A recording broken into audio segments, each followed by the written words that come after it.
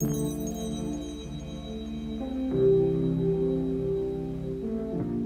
Earthlings, welcome to another video. In this one, I'm showing you around my favorite corner of my apartment, my office, my desk. This is kind of a story of how it transformed to what it is today. It is definitely not finished, but what is finished in this lifetime. It is an ongoing process, like everything else. This is where I spent most of my days. This is where I grow old, where I grow fat. So let's have a look.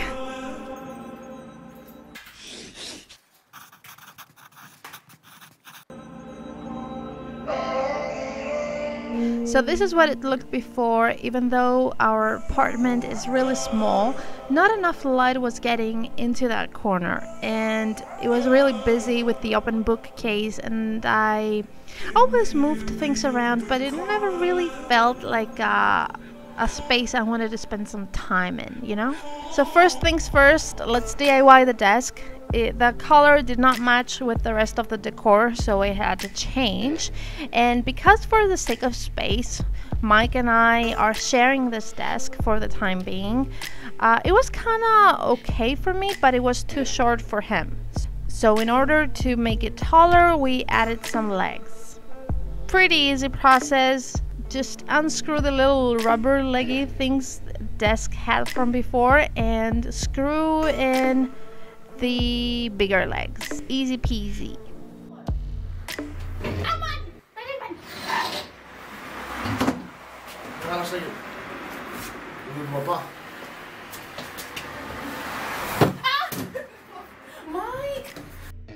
Next step was painting. I covered the legs in plastic bags to paint it. Maybe the steps should have been the other way around, but whatever. And it already looks so much different, but we're not done yet because for the top we're gonna add marble contact paper. Surprise, surprise, marble was a huge last year and it is still today. And what can I say, marketing got to me. I didn't really care for marble patterns before, but now I love it. This is how things work for everyone, okay? I'm not gonna get too much into this because there are so many videos on YouTube on how to add contact paper onto surfaces, but it is really easy, self-explanatory, yada yada, you know the deal.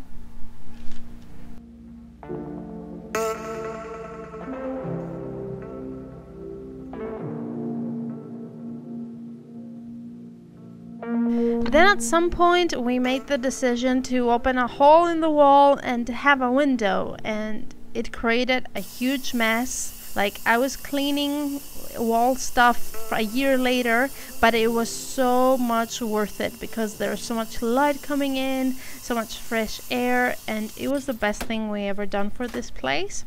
Oh, and Mike got to smash things with a mallet, and I think that's what he remembers from that day. Not even sure if he noticed the window. This is Jorge.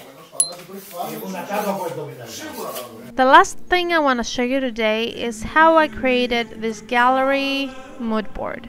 You may have seen this before on Tumblr, they're quite popular, and I've been collecting those pictures for a long time, and it's finally time to showcase them.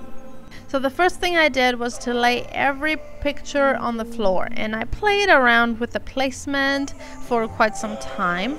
And finally, when I was happy with how it looked and how everything matched together, I took pictures using my phone so I wouldn't forget where every picture was supposed to go, because trust me, you will forget.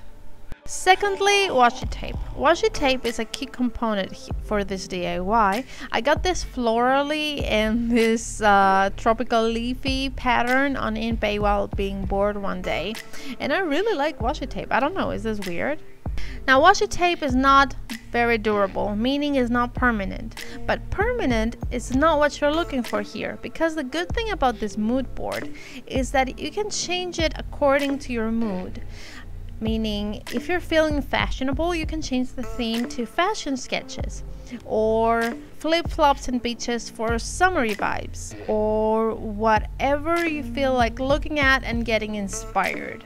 Now, as far as rules and structure goes, I don't think there should be any, because this should reflect your feelings and your personality, and it ought to be different for everyone.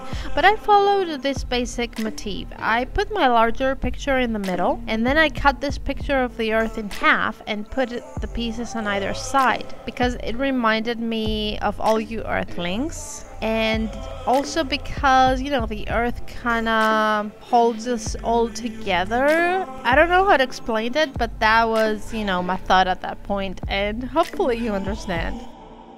Now, as I said, this is my favorite spot in the house, mainly because there's a computer and internet connection, two things I cannot live without. Now, on top of my desk, I have a shelf-shaped dish where I keep all the things that are most important to me, like SD cards, USB drives, little lenses, basically my life. Mike has a tray too, but it's either filled with trash or nothing.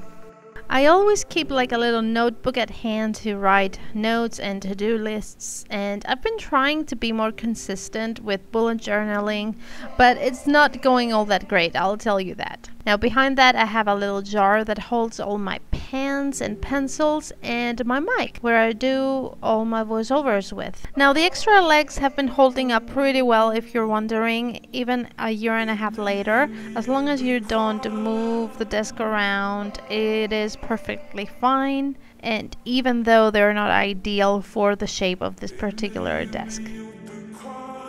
Now, I hope you really liked this video, and if you did, please don't forget to give it a like. And if you're new here and you just randomly just clicked on this video, hi, I'm Mika. If you want to see more videos like this, maybe you can subscribe, because we kind of do this thing often, like every week, every Sunday to be exact.